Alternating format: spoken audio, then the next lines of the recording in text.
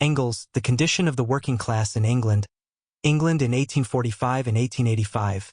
1885, Chartism declined, and the working class aligned with the Liberal Party due to economic revival and free trade. Manufacturers sought working-class support for political dominance.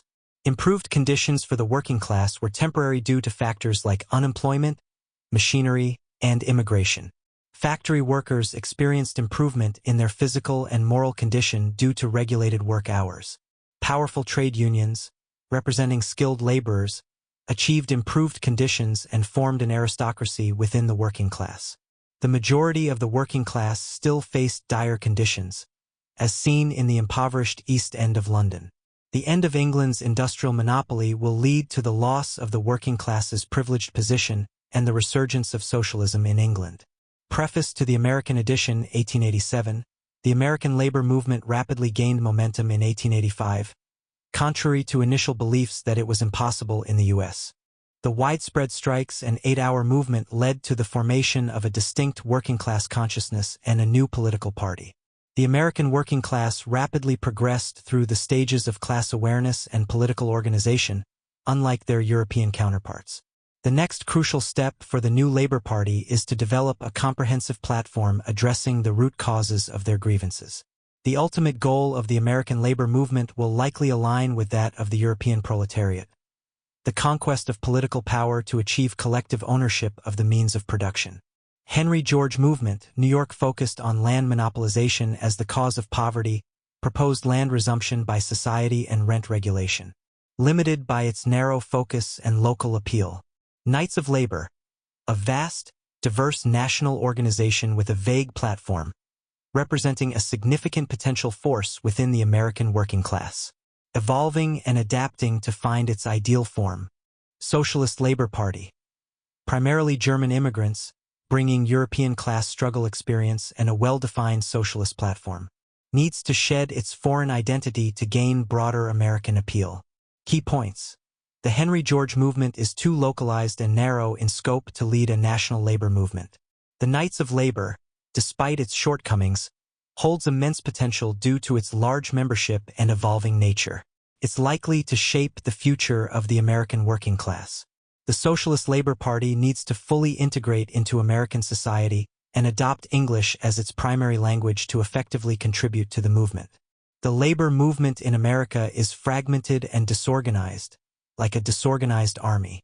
The next crucial step is to unify these groups into one national labor force.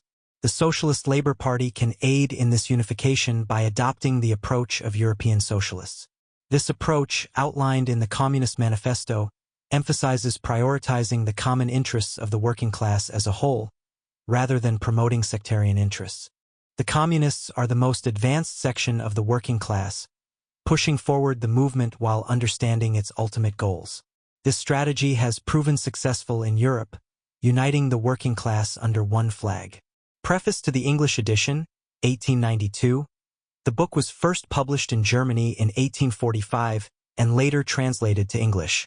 The current edition omits the original American preface and appendix. The book discusses the state of the working class, particularly in England, and how it has evolved since the original publication. Capitalistic production has grown, leading to a decrease in petty theft and swindling. The post-1847 economic boom and technological advancements led to the development of a global market. Manufacturing became seemingly moralized as larger manufacturers realized that petty conflicts were no longer beneficial. Concessions to workers' rights were often made to consolidate capital and eliminate smaller competitors. The miserable condition of the working class is not due to minor grievances but the capitalist system itself, which allows capitalists to profit from surplus labor. Improvements in sanitation and infrastructure have been made, but the core issues of poverty and poor housing remain largely unchanged. Police regulations can only contain the distress of the workers, not eliminate it.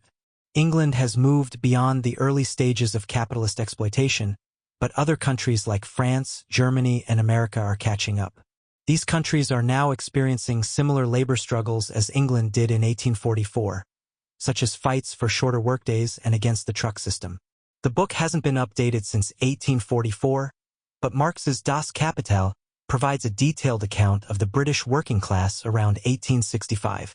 The book's theoretical standpoint reflects an early stage in the development of modern socialism, with a strong influence from German philosophy. While communism aims to emancipate society as a whole, in practice, the working class must often lead the struggle for social revolution. The recurring period of great industrial crises was initially thought to be 5 years, but has since been observed to be 10 years. The author reflects on the accuracy of their past predictions about the English working class and the impact of free trade. The author discusses the rise and fall of Chartism, the repeal of the Corn Laws, and the political empowerment of the manufacturing capitalist class. The author examines the consequences of the manufacturing capitalist dominance, including rapid industrial growth, recurring economic crises, and the mixed impact on the working class. The author explains how the breakdown of England's manufacturing monopoly due to global competition led to economic stagnation and distress. The author concludes by discussing the resurgence of socialism in England and the changing dynamics of the working class in response to the shifting economic landscape. The author emphasizes the importance of the revival of the East End of London, which has become the center of the New Unionism movement. The New Unionism focuses on organizing unskilled workers and challenges the traditional acceptance of the wages system. The author contrasts the new unions with the old unions, highlighting the open-mindedness and lack of bourgeois prejudices of the new unionists. The author acknowledges that the East Enders have made mistakes but sees the revival as a positive and significant development. The author expresses pride in witnessing the revival of the East End and the rise of the New Unionism.